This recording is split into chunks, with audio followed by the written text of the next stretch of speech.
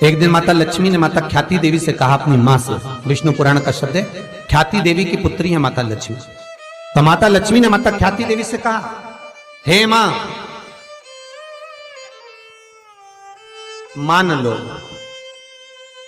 संसार में बहुत सुंदर प्रसंग है, अपनी जिंदगी में याद रखिएगा। ये प्रसंग को बहुत ध्यान रखना, शायद बाद में सुनने को मिले ना मिले, उस प्रसंग को ध्यान रखिएगा। विवाह का मंडप जो लगता है, विवाह का जो मंडप लगता है, शादी का मंडप लगने पर विवाह का मंडप जब तक विसर्जन नहीं हो जाता, मोर छठ के दिन मोर ठंडे नहीं हो जाते, उस बीच में सौभाग्यवती नारी जो मंगल विवाह कर आई होती है, उसका यदि कोई आभूषण खो जाता है तो उसको वंश बढ़ने में दिक्कत आती है। हमेशा याद रखें। स्वर्ण भाग, उसके शरीर को दिया गया आभूषण, उसमें से अगर कोई वस्तु एक लौंग भी खोती है मोर छठ के पहले, अर्थात जब मोर ठंडे हो उसके पहले, मंडप ठंडा उसके पहले, तो वो उसके वंश बढ़ने में तकलीफ होती है, उसका वंश बढ़ने में दिक्कत, पुत्र प्राप्ति के लिए वंश को बढ़ाने में दिक्कत है। महाराज,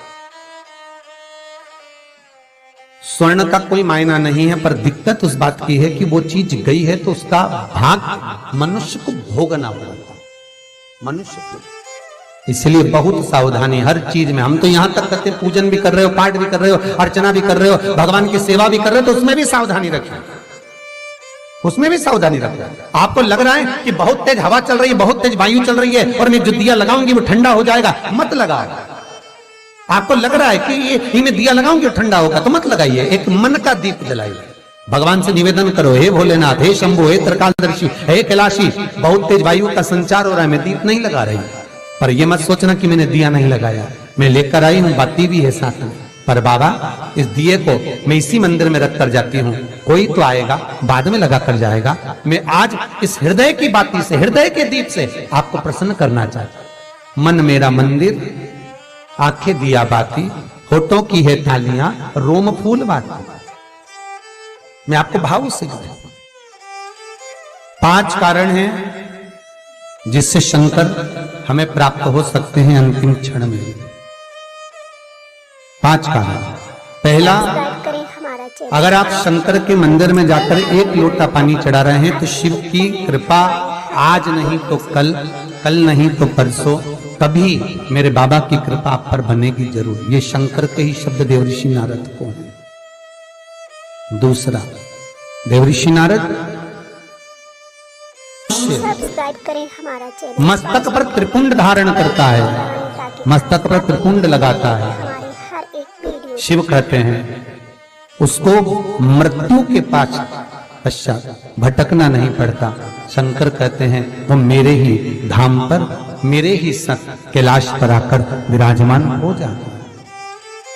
तीसरा, सब्सक्राइब करें हमारा चैनल। के नजदीक में, शंकर के पास में जो बेलपत्र का वृक्ष रोपित करता है, बेलपत्र का या शमी का वृक्ष जो लगा देता है, और वो बेलपत्र शिव को समर्पित होती रहती है। जब तक वो बेलपत्री का वृक्ष लगा हुआ है और उसकी बेलपत्र शंकर को जब तक चढ़ रही है, उसके वंश का कभी नाश नहीं होता।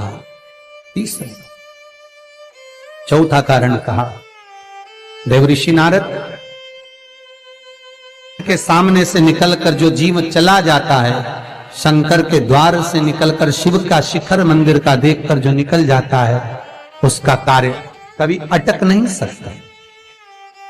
और 5वां कारण शंकर के स्मरण का स्वयं शिव देवऋषि नारद से कह रहा है, नारद,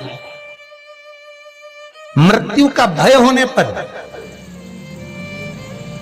व्यक्ति जब मृत्यु के भय में पड़ जाता है, कोई बीमारी, कोई रोग, कोई कारण, कोई एक्सीडेंट, कोई कारण में जब मनुष्य फंस जाता है, तो शंकर कहते हैं नारद, उसके मुख से, उसके स्मरण से, उसके परिवार के स्मरण से एक बार भी अगर दिल से मेरा नाम निकलता है तो मैं उस रोग को, उस कष्ट को, उस दुख को अपना जानकर उस कष्ट से निवारण कर दूं। इसलिए हमारे यहाँ अगर किसी का एक्सीडेंट हो गया, कोई रोग हो गया, कोई बीमारी हो गई, कोई दुख आ गया, तो हमारे यहां तुरंत ब्राह्मण कहते हैं कि महामृत्युंजय का अनुष्ठान करें।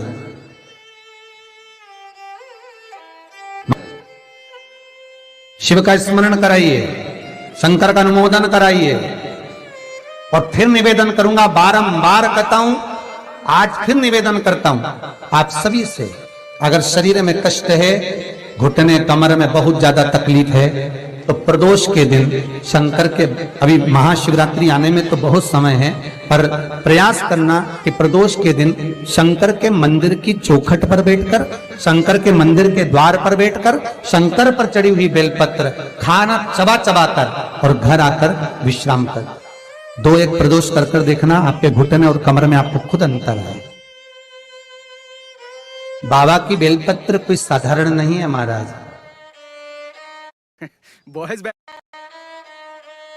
वो कहते क्या गुण है महाराज। ऐसा कोई रोग, ऐसी कोई बीमारी, ऐसा कोई क्षण, ऐसी कोई तकलीफ जिसको वो बेलपत्र ठीक ना करे।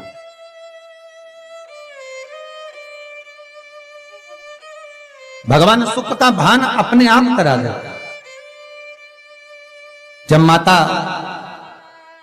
पार्वती जी के साथ में भगवान शंकर का हिमालय राज की नगरी में जब मंगल विवाह होता है,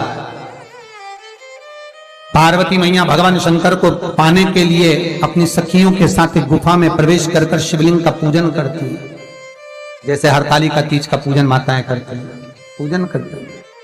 शिव को पाने के लिए अथक प्रयास मां जब करती और शंकर जब माता पार्वती को मिलते हैं, जिस समय पर भगवान शिव और पार्वती की मंगल भावर चल रही होती है, तब माता पार्वती भगवान शिव से कुछ प्रश्न कर लेती है। हे भोलेनाथ, हे शंभु, हे त्रिकालदर्शी कैलाश, मेरे मन के कुछ संशय हैं जिनको मैं भावर के समय पर मिटाना चाहता हूं, जिनको मैं इस भावर के समय पर आपसे श्रवण करना चाहता हूं, मेरे वो संशय आप मिटा दें। पार्वती, ऐसा कौन सा संशय है तुम्हारे भीतर जिसको आप सुनना चाहती हो? पार्वती जी कहती हैं, शिव, वो संशय केवल आप ही समाप्त कर सकते हो। और बाबा भोलेनाथ जी से माता पार्वती ने कुछ 3 संशय हैं जो माता पार्वती शंकर जी से कहती हैं। पहला संशय माता पार्वती का कि भोलेनाथ, संसार में जिस कन्या का वर के साथ में विवाह होता है, उस विवाह के समय पर वो वर और कन्या किस रूप में रहते हैं? शंकर जी कहते हैं वो वर कन्या में मेरा ही प्रतिबिंब पाया जाता है। क्या कहते हैं कि दूल्हा जो बना है, दुल्हन जो बनी है, वो शंकर और पार्वती का ही प्रतिबिंब है। इसलिए उनसे कहा जाता है तुम इतने दिन कोई काम ना करिए, आराम करिए, भगवत भजन धारण करिए, हल्दी लग गई है तो ये कार्य ना करिए। वो शिव का ही प्रतिबिंब है। दूसरा कारण कहा, जगत संसार में जब संपदा की कमी होती है, जगत संसार में जब लक्ष्मी की कमी होती है, जगत संसार में जब वैभव की कमी होती है, तब वो वैभव प्रदान करने वाला कौन है? शंकर कहते हैं पार्वती, जिस समय पर वैभव और संपदा की कमी हो, पार्वती, संसार का मनुष्य यदि मेरे चरणों का स्मरण करता है, मेरे चरणों का स्मरण करता है, शंकर कहते हैं मैं चोर को जो कुबेर बना सकता हूं, उस कुबेर को उसके घर पर भी भेज सकता हूं, बस मेरे चरणों का स्मरण करे। जब दुख हो, तकलीफ हो, कष्ट हो, वो स्मरण करे। तीसरा कारण कहा महाराज, जगत मिथ्या संसार से जब जीव जाए तो उसको आपकी शरणागति किस भाव से मिले? तो कहा पार्वती, केवल मेरे नाम का मंत्र उच्चारण ही मुझे प्राप्त करा देता है। ऐसे 3 संशय पार्वती जी के मंगल विवाह पर हुए हैं। शिवा